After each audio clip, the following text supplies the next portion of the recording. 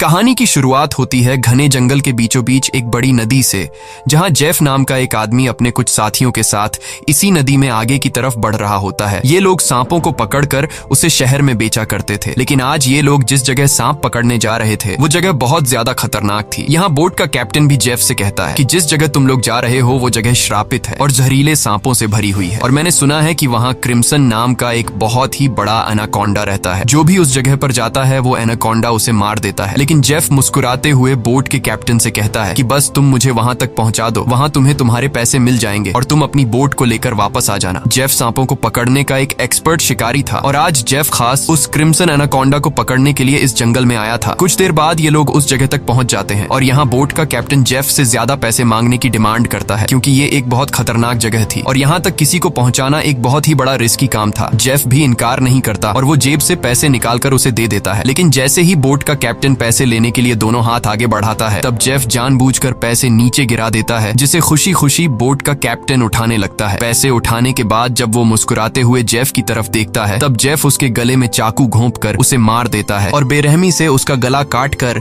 नदी के पानी में उसका सिर फेंक देता है। ये सब कुछ नदी के किनारे खड़े जेफ के साथी भी देख रहे थे। जेफ को ऐसा करते देखकर वो दोनों बहुत ज्यादा डर जाते हैं। इसके बाद जेफ अपने दो साथियों के पास आता है और उनसे कहता है कि अगर तुम दोनों ने भी मुझे धोखा देने की कोशिश की तो तुम्हारा भी यही हाल होगा। इसके बाद ये तीनों जंगल में आगे बढ़ते हुए एक जगह पर पहुंचते हैं, जहां उन्हें सांपों की एक बड़ी मूर्ति दिखाई देती है और ये देखते हुए जेफ कहता है तो आखिर क्रिम्सन एनाकोंडा की कहानी सच थी। दूसरी तरफ जेफ के साथियों को बहुत सारे सांप मिल जाते हैं, जिन्हें देखकर वो भी बहुत ज्यादा खुश हो जाते हैं। इसके बाद ये दोनों जल्दी से सभी सांपों को पकड़कर बैग में बंद करने लगते हैं, जबकि जेफ इन छोटे सांपों पर ध्यान नहीं देता और वो इस जंगल के सबसे बड़े सांप, जिसका नाम क्रिम्सन एनाकोंडा है, उसे ढूंढने लगता है। अब इन दो साथियों ने जो सांप कपड़ों के बैग में भर दिए थे, उन सांपों को अकेले एक साथी बोट तक लेकर आता है। वो देखता है कि जेफ ने जिस आदमी का गला काटकर पानी में फेंक दिया था, उसकी सर कटी लाश कुछ दूरी पर पानी में खड़ी है। ये देखकर उसे अपनी आंखों पर यकीन नहीं आया। तभी वो लाश अचानक पानी में डूब गई और तैरते हुए एक बड़ी सी चीज तेजी से उसकी तरफ बढ़ने लगी। वो आदमी डर के मारे तेजी से जंगल की तरफ भागने लगता है, लेकिन तभी बिजली की रफ्तार से एक बहुत ही बड़ा एनाकोंडा उसे जकड़ लेता है। वो एनाकोंडा उस आदमी की बॉडी पर लिपटकर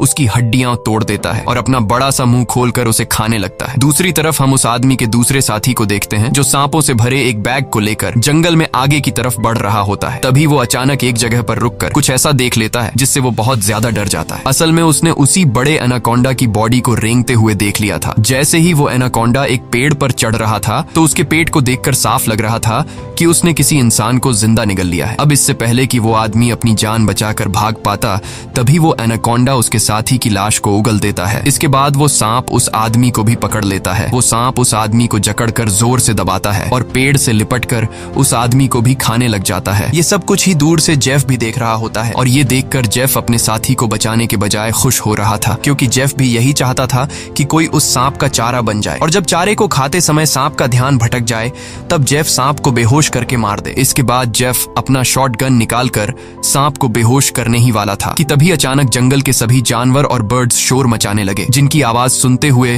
वो एनाकोंडा अपने शिकार को ऐसे ही छोड़कर चला जाता है। आखिर कुछ तो ऐसा था जिससे जंगल के सभी जानवर डर रहे थे। अब यहाँ सीन कट होता है और हमें एक सर्कस शो दिखाया जाता है। ये सर्कस अब बंद होने के कगार पर था। कोई भी इस सर्कस को देखने का इंटरेस्ट नहीं रखता था। यहाँ सर्कस के मालिक के पास बिली यांग नाम का एक लड़का आता है, जो सर्कस के मालिक को पैसों से भरा हुआ एक सूटकेस देकर सर्कस में काम करने वाले सभी लोगों को खरीद लेता है, क्योंकि उसने थाईलैंड जाकर एक नया सर्कस खोलने का प्लान बनाया हुआ था। सर्कस के लोग बिली यांग के पास इतने सारे पैसे देखकर परेशान हो जाते हैं, क्योंकि आज से कुछ साल पहले बिली यांग बहुत गरीब हुआ करता था। वो भी इन लोगों के साथ मिलकर सर्कस में काम किया करता था, लेकिन पता नहीं कि बिली यांग अब कौन सा ऐसा काम करने लगा जिससे वो रातों रात इतना अमीर हो गया। अगली सुबह बिली यांग बोट के जरिए सभी लोगों को थाईलैंड ले जाने का प्लान बनाता है। अब क्योंकि बिली यांग ने इन सभी लोगों को खरीद लिया था, इसलिए ये सभी उसकी बात मानकर बोट में बैठ जाते हैं और बोट का कैप्टन बोट को चलाने लगता है। रास्ते में बिली यांग बाथरूम में छिपकर किसी को कॉल करता है और कॉल पर वो सामने वाले से कहता है कि डिलीवरी तैयार है, जल्द ही मैं इन लोगों को लेकर तुम्हारे पास पहुंच जाऊंगा। बिली यांग की इन बातों से हमें पता चलता है कि वह बोट पर मौजूद लोगों के साथ कुछ गलत करने वाला है। कुछ दूर आगे जाने के बाद ये लोग देखते हैं कि आगे का रास्ता बंद है, जहां लकड़ी और कई सारे कंटेनर्स रखकर किसी ने रास्ता रोक दिया था। तब बोट का कैप्टन कहता है कि हम दूसरे रास्ते से जा सकते हैं, लेकिन उस रास्ते से जाते हुए हमें थाईलैंड पहुंचने में बहुत टाइम लगेगा। इसलिए बिली यांग को कैप्टन का आइडिया पसंद नहीं आता। वो कैप्टन को धमकी देता है कि जो भी हो हमें वक्त पर थाईलैंड पहुंचना है, क्योंकि वहां हमारा शो है जिसके पैसे मैं एडवांस ले चुका हूं। अगर हमने शो नहीं किया तो हम बर्बाद हो जाएंगे। कैप्टन कहता है कि अगर तुम लोग लंबे रास्ते से नहीं जाना चाहते तो फिर हमारे पास यही एक रास्ता है। वह कहता है कि हम इन सारी चीजों को बॉम्ब से उड़ा देंगे और अपना रास्ता बनाकर यहाँ से निकल जाएंगे। बिली यांग को कैप्टन की बात ठीक लगती है और वो इसके लिए तैयार हो जाता है, लेकिन उन्हें पता नहीं था कि ये लोग कितनी बड़ी गलती करने जा रहे हैं। इसके बाद ये लोग कंटेनर्स के पास बॉम्ब रखते हैं और फिर उन्हें रिमोट से उड़ा देते हैं। ऐसा करने से उनका रास्ता तो साफ हो गया, लेकिन धमाके की वजह से ढेर सारे सांप उनके बोट पर गिर जाते हैं, क्योंकि उन सभी कंटेनर्स में सांप भरे थे। डर के मारे ये लोग यहाँ वहाँ भागने लगते हैं। अब पूरी बोट सांपों से भर चुकी थी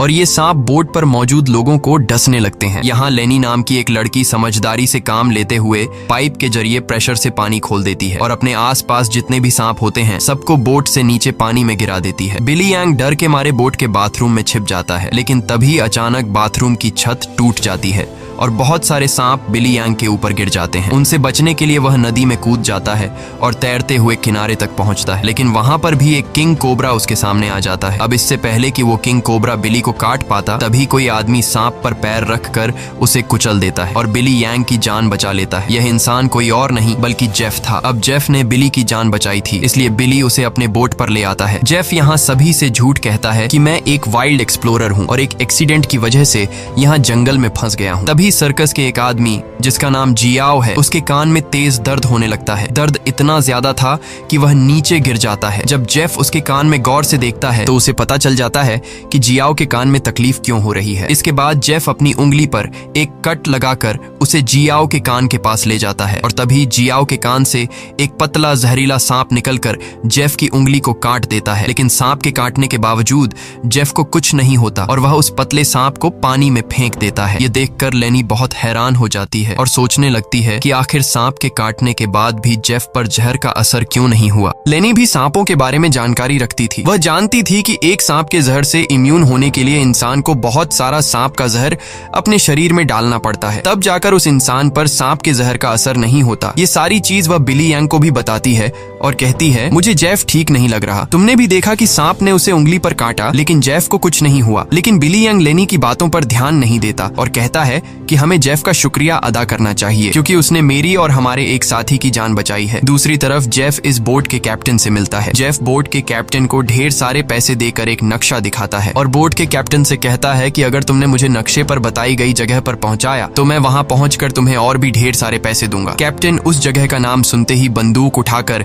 जेफ पर तान देता है। वह कहता है कि अगर दोबारा तुमने वहां जाने की बात की तो मैं तुम्हें गोली मार दूंगा। दरअसल कैप्टन भी उस जगह के बारे में जानता था कि वहां एक बहुत ही खतरनाक क्रिम्सन नाम का एनाकोंडा रहता है। यह सुनकर जेफ वहां से चला जाता है। कैप्टन बोट में बैठकर मछलियां पकड़ने लगता है, लेकिन तभी हम देखते हैं कि कैप्टन जिस फिशिंग रॉड से मछलियां पकड़ रहा था वह फिशिंग रॉड नीचे से कोई जोर से खींचता है, जिसकी वजह से वह फिशिंग रॉड कैप्टन के हाथ से छूटकर नीचे गिर जाती है। अब कैप्टन उस फिशिंग रॉड को उठाने के लिए नीचे झुकता है, लेकिन तभी उसे कोई पानी में नीचे खींच लेता है। दरअसल कैप्टन को किसी और ने नहीं बल्कि जेफ ने पानी में नीचे खींचा था। कैप्टन को मारने के बाद जेफ कैप्टन की बॉडी को उस जंगल में मौजूद एनाकोंडा को बुलाने के लिए चारे के तौर पर इस्तेमाल करता है। कुछ देर बाद सभी कैप्टन को ढूंढने लगते हैं, लेकिन बोट का कैप्टन उन लोगों को कहीं पर भी नहीं मिलता। लेनी को जेफ पर शक होने लगता है कि कहीं जेफ ने उसे मार तो नहीं दिया। वह जेफ से पूछती है कि कैप्टन कहाँ है, लेकिन जेफ कहता है कि मुझे कैप्टन के बारे में कुछ भी नहीं पता। वह यह भी कहता है कि यह जंगल है, यहाँ इंसानों का गायब होना आम बात है। तभी अचानक पूरे जंगल में एक अजीब सा शोर छा जाता है। जंगल के सभी परिंदे और जानवर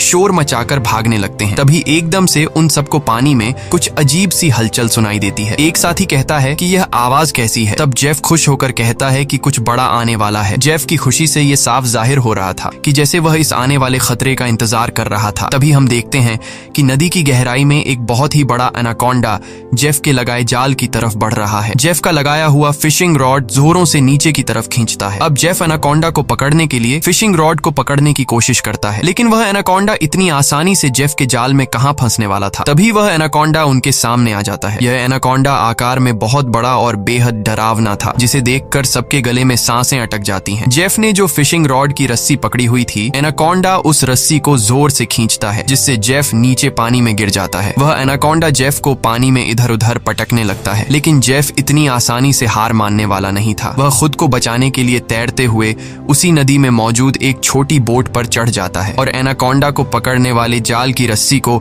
उसी बोट से बांध लेता है। अब वह बोट पर खड़े होकर एक नुकीले औजार से उस एनाकोंडा पर वार करता है, लेकिन उस वार से एनाकोंडा पर कुछ ज्यादा असर नहीं होता। एनाकोंडा जेफ को पकड़ लेता है। वह एनाकोंडा जेफ के साथ साथ उस बोट के ऊपर लिपटकर नीचे पानी में डुबो देता है। दूर खड़े ये लोग यह सब कुछ देख रहे थे और उन्हें लगता है कि जेफ मारा गया, लेकिन अगले ही पल जेफ तैरता हुआ पीछे से वापस बोट में आ जाता है। ये देखकर सभी लोग हैरान रह जाते हैं। अब जेफ फिर से पानी में एनाकोंडा ढूंढने लगता है, लेकिन उसे नहीं पता था कि एनाकोंडा अब पानी में नहीं बल्कि उसके पीछे बोट की छत पर है। एनाकोंडा सबके सामने अपने मुंह से कैप्टन की बॉडी को उगल देता है। ये देखकर बोट पर सभी लोग बहुत डर जाते हैं। ये लोग एनाकोंडा से खुद को बचाने के लिए इधर उधर भागने लगते हैं। वह एनाकोंडा कमरे में बंद सर्कस के 2 साथियों को मारने ही वाला था कि तब भी पीछे से जेफ हाथ में एक नुकीला औजार लिए एनाकोंडा पर हमला कर देता है, जिससे एनाकोंडा और भी ज्यादा गुस्सा हो जाता है और अब एनाकोंडा जेफ की तरफ बढ़ने लगता है। लेकिन जेफ एनाकोंडा से खुद को बचाते हुए उससे छिप जाता है, मगर एनाकोंडा भी जेफ का पीछा नहीं छोड़ता। वह जेफ को ढूंढने के लिए बोट के अंदर घुस जाता है, जहां बोट के अंदर सर्कस के बाकी लोग भी छिपे हुए थे। लकीली एनाकोंडा बिली और डायना को देख नहीं पाता। वह उनके ऊपर से रेंगते हुए खिड़की से होकर बोट से बाहर निकल जाता है। ये सभी लोग बोट के कोने कोने में छिपे हुए थे। एनाकोंडा इन लोगों को ढूंढते हुए जब बाथरूम की तरफ जाता है तो वह एक बच्चे और जियाओ को देखता है। एनाकोंडा तुरंत उन दोनों पर हमला कर देता है, लेकिन यह दोनों खुद को बचाते हुए वहां से निकल जाते हैं। अब उनके पास लेनी भी पहुंच जाती है। जैसे ही एनाकोंडा लेनी पर हमला करता है, तब जियाओ समझदारी से काम लेते हुए एनाकोंडा के सिर के आगे एक मटका लाता है, जिससे एनाकोंडा का सिर मटके के अंदर फंस जाता है। मटके से अपना सिर निकालने के लिए एनाकोंडा तड़पने लगता है और इसी हलचल में यहाँ पर केरोसिन ऑयल का गैलन गिर जाता है। एनाकोंडा अपने सिर से मटके को निकालने के लिए पूरी तरह से बेकाबू हो जाता है। वह यहाँ वहां खुद को मारता है और आखिर में वह अपने सिर को बोट से पटक कर मटके को तोड़ देता है, जिससे उसका सिर आजाद हो जाता है। लेकिन आजाद होते ही पीछे से जेफ एनाकोंडा के गले में रस्सी का फंदा डाल देता है। इससे पहले कि जेफ उस एनाकोंडा को पकड़ पाता, तभी नीचे केरोसिन ऑयल गिरने की वजह से बोट में आग लग जाती है और आग धीरे धीरे बढ़ते हुए बोट में रखे बमों तक पहुंच जाती है, जिससे बोट में ब्लास्ट होने लगते हैं। तभी बोट में एक बहुत ही बड़ा ब्लास्ट होता है। अब बोट पर मौजूद सभी लोग खुद को बचाने के लिए पानी में कूद जाते हैं, लेकिन जेफ ने एनाकोंडा के गले में रस्सी बांधी थी, जिस वजह से वो भाग नहीं पाता और आग में जलकर मर जाता है। ये लोग जैसे तैसे तैरते हुए नदी के किनारे तक पहुंच जाते हैं। जहाज को जलता देखकर बिली यांग रोने लगता है। वह इस वजह से रोता है कि ये लोग अब समय पर थाईलैंड नहीं पहुंच पाएंगे। सर्कस के बाकी लोग बहुत ज्यादा डरे हुए थे, क्योंकि ये सभी जंगल के बीचों बीच थे और अब उनके पास वापस जाने के लिए बोट भी नहीं था। लेनी समझ चुकी थी कि इन सब का जिम्मेदार जेफ है। उसने इनके जहाज को एक जाल के तौर पर इस्तेमाल किया। वह जेफ से कहती है, अगर तुमने ऐसा न किया होता तो यह इतना बड़ा खतरा हम पर न आता। जेफ जवाब में कहता है कि तुम लोग जानते भी हो कि इस एक एनाकोंडा की कीमत कितनी है। अगर तुम लोगों ने इसे पकड़ने में मेरा साथ दिया होता तो आज हम सब करोड़पति होते। पैसों का नाम सुनते ही बिली यांग की आंखें चमक उठती हैं। वह थाईलैंड जाने का प्लान कैंसिल कर देता है और दौड़कर जेफ के पास आता है और कहता है, मैं तुम्हारे साथ हूँ। बताओ इस एनाकोंडा को पकड़ने के लिए हम क्या कर सकते हैं और हमें पैसे कैसे मिलेंगे। उसके बाद जेफ एक मैप निकालता है और उन्हें दिखाते हुए कहता है, अगर तुम लोग मेरी मदद करोगे तो इस मैप के जरिए मैं तुम्हें 1-2 दिन के अंदर थाईलैंड पहुंचा दूंगा। अब यहाँ बिली यांग और टीम के बाकी लोग जेफ के बोट तक जाने के लिए मान जाते हैं, लेकिन लेनी को जेफ पर बिल्कुल भी भरोसा नहीं था, इसलिए वह वहां जाने से इनकार कर देती है। तभी सर्कस टीम की एक लड़की की तबीयत अचानक खराब होने लगती है। जब बिली यांग उसके कंधे को देखता है तो उन्हें पता चलता है कि उस लड़की को एक बहुत ही खतरनाक मकड़ी ने काटा है, जिसके जहर से वो मर भी सकती थी। ये देखकर जेफ वहां पर मौजूद सभी लोगों से कहता है, मेरे पास एक ऐसी दवाई है जिससे उस लड़की का इलाज हो सकता है, लेकिन वह दवाई मेरे बोट में रखी गई है। अगर तुम इसका इलाज करना चाहते हो तो तुम्हें मुझे मेरी बोट तक पहुंचाना होगा। अब न चाहते हुए भी लेनी जेफ के साथ चलने को तैयार हो जाती है। कई घंटों के सफर के बाद जब एक साथी नदी का पानी पीने लगता है, तब जेफ उसे रोक देता है और जेफ सभी से कहता है, यहाँ का पानी कभी भी मत पियो। यहाँ के पानी में ऐसे कीड़े हैं जो पानी पीते समय इंसान के अंदर चले जाते हैं। इसके बाद वो कीड़े उस इंसान के अंदर ऐसी प्यास लगाते हैं कि वो पानी पीते पीते खुद को नदी में डुबाकर मार देता है। रास्ते में इन लोगों को भूख लग जाती है। तब जेफ पास के पत्थरों से एक सांप पकड़ता है और फिर ये लोग सांप का जहर निकालकर उसे पकाते हैं और उसे खाकर गुजारा करते हैं। इसके बाद ये लोग फिर से अपना सफर जारी रखते हैं। कुछ देर बाद रात हो जाती है। रात को ये लोग पहाड़ के एक सुरंग में रुकते हैं जहाँ ये लोग आग जलाते हैं और जेफ साइड पर बैठा अपनी मैप पर बने हुए एनाकोंडा को देख रहा था। जेफ उस समय के बारे में सोचता है जब वो एनाकोंडा उसके सामने आया था। वो एनाकोंडा जेफ को मारने ही वाला था, लेकिन जेफ समझदारी से काम लेते हुए एक लकड़ी की बॉक्स में खुद को छुपा देता है। वो बॉक्स एक ढलान में रखी हुई थी, इसलिए जेफ बॉक्स को धक्का देकर रगड़ते हुए नीचे नदी तक पहुंच जाता है। अब जेफ इस बॉक्स से खुद को निकालने की कोशिश तो करता है, लेकिन बदकिस्मती से जेफ उस बॉक्स में हमेशा के लिए बंद हो गया और काफी समय तक जेफ उसी बॉक्स में फंसा रहा। इसके बाद ये लोग आते हैं। इन लोगों ने रास्ता खोलने के लिए डायनामाइट लगाकर कंटेनर तोड़ दिए, जिसमें से जेफ बाहर निकल गया और उनके साथ मिल गया। सीन फिर से प्रेजेंट में आता है जहां जेफ इस मैप को देख रहा था। तभी बिली यांग उसके पास आता है और कहता है, तुम उसी एनाकोंडा को पकड़ना चाहते हो ना? जेफ कहता है, हाँ, ये एक बहुत ही बड़ा एनाकोंडा है, एक ऐसा एनाकोंडा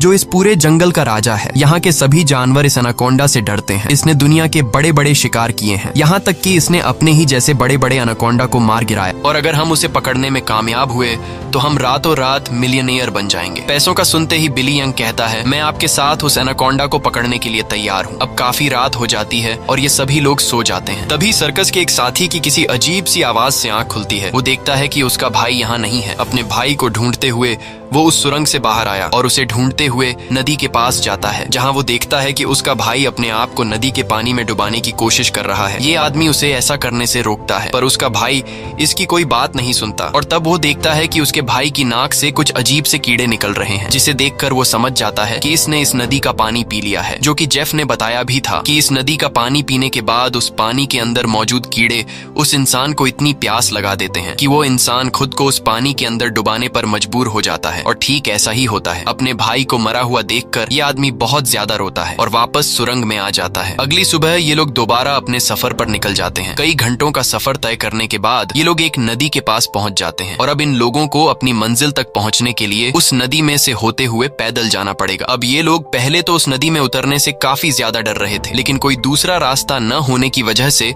मजबूरन इन लोगों को उस नदी में उतरना पड़ता है। थोड़ा ही आगे जाने के बाद अचानक एक लड़का नीचे की तरफ इशारा करता है और हम देखते हैं कि इन लोगों को एक बड़े एनाकोंडा ने चारों तरफ से घेर लिया है। इनका एक साथी जिसका भाई रात को ही मरा था, वह डर के मारे सबके पीछे आ रहा था, लेकिन तभी पीछे से एक बड़ा एनाकोंडा उस पर हमला कर देता है और उसे बुरी तरह से जकड़ लेता है। लेनी उसकी मदद करने के लिए आगे बढ़ती है, पर वह ज्यादा कुछ नहीं कर पाती क्योंकि उसके पहुंचने से पहले ही एनाकोंडा उस आदमी की हड्डियों को तोड़ चुका था और फिर वह एनाकोंडा उस आदमी को अपने साथ पानी में डुबा देता है। अब ये लोग अपनी जान बचाने के लिए नदी में आगे की तरफ भागने लगते हैं। कुछ देर बाद आखिर ये सब लोग जेफ की बोट तक पहुंच जाते हैं, जहां जेफ अपने वादे के मुताबिक उन लोगों को उस लड़की के लिए एंटीडोट दे देता है जिसे कंधे पर जहरीली मकड़ी ने काटा था। अब यहाँ से थाईलैंड की जमीन भी काफी करीब थी और ये सभी थाईलैंड जाने के लिए निकलते हैं, लेकिन तभी जेफ उन लोगों को रोक देता है। दरअसल जेफ इसलिए इन लोगों को इस जगह पर लाया था ताकि वो इन लोगों को चारे की तरह इस्तेमाल कर सके। जेफ उन सब लोगों से कहता है कि मैं तुम सब लोगों को वादे के मुताबिक सही सलामत यहाँ तक ले आया हूँ, लेकिन अब तुम लोगों को भी अपना वादा पूरा करना होगा, तुम्हें मेरी मदद करनी होगी। तब वो छोटा बच्चा जेफ से कहता है कि अगर तो तुम्हारी ये मदद उस एनाकोंडा से जुड़ी है तो हम तुम्हारी कोई मदद नहीं करेंगे। इनकी ये बातें सुनते ही जेफ अपनी बंदूक निकाल लेता है और बिली यांग भी चाकू निकालकर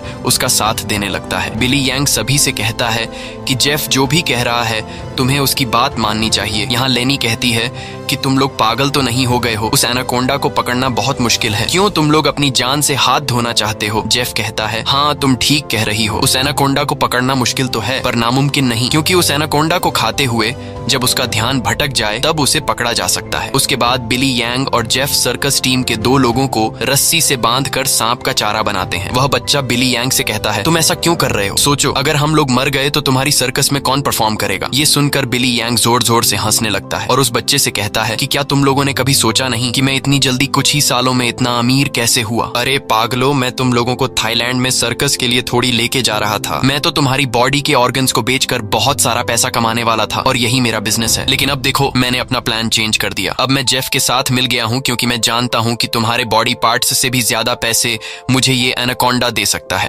दूसरी तरफ जेफ ने उन 2 लड़कियों को भी बांध दिया था और अब वो एक लड़की से बदतमीजी करने लगा था। अब यहाँ वो लड़की समझदारी से काम लेते हुए ऐसा दिखाती है कि वो जेफ का साथ देना चाहती है। जेफ उसकी चाल को समझ नहीं पाता। वो लड़की जेफ के करीब आकर जेफ के बालों में हाथ मारने लगती है और मौका मिलते ही वो लड़की जेफ की पॉकेट से गन निकालकर जेफ पर तान देती है। अब वो लड़की जैसे ही जेफ को शूट करती है तो बंदूक से गोली नहीं चलती, क्योंकि उसको बंदूक का लॉक खोलना नहीं आ रहा था। अब जेफ गुस्से में आकर उससे बंदूक छीन लेता है और उसी लड़की पर तान कर उसे मारने ही वाला होता है कि तब तक लेनी ने भी खुद को आजाद कर लिया था और वो एक शीशे के नुकीले टुकड़े से जेफ के पेट पर वार करती है। अब जेफ लेनी को धक्का देकर पीछे धकेल देता है, लेकिन तब वो दूसरी लड़की भी जेफ पर हमला कर देती है और पीछे से लेनी भी जेफ से बंदूक छीनने की कोशिश करती है। इसी हाथापाई में गोली चलने की आवाज आती है, लेकिन पता नहीं चल पाता कि ये गोली किसको लगी। दूसरी तरफ हम उन दो लोगों को देखते हैं जिन्हें बिली यांग ने एनाकोंडा के लिए चारा बनाया था। वो दोनों बेचारे डर के मारे तड़प रहे होते हैं। कुछ देर बाद एक बड़ा सा एनाकोंडा उन दोनों को खाने के लिए धीरे धीरे उनकी तरफ बढ़ने लगता है, जबकि दूर खड़ा बिली यांग मजे से ये सारा नजारा देख रहा था। बिली यांग इंतजार में था कि कब वो एनाकोंडा उन पर हमला करेगा और मैं रस्सी को खींचकर उस एनाकोंडा को पकड़ लूंगा। लेकिन वो ये नहीं जानता था कि जहां पर वो खड़ा है ठीक उसके ऊपर से एक दूसरा एनाकोंडा उस पर हमला करने के लिए आगे बढ़ रहा है। अब इससे पहले कि बिली यांग उस एनाकोंडा को देख पाता,